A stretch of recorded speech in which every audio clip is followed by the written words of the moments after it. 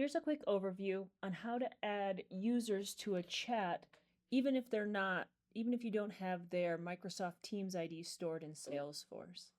So when we're doing a create chat, we're going to have a collection variable that's populated and set in this input for Salesforce user IDs or member IDs.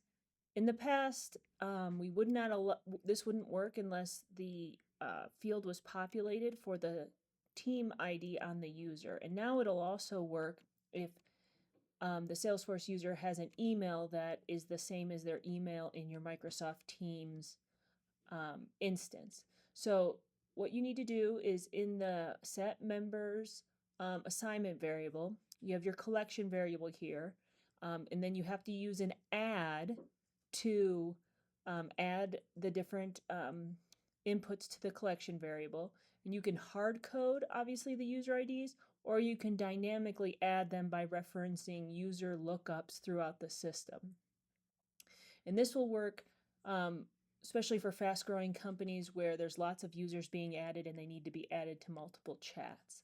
So again, you have your chat name, and then you put the user member collection here, and that will continue to add the right users to the right chats dynamically as you grow. If you have any questions, please reach out. Thank you.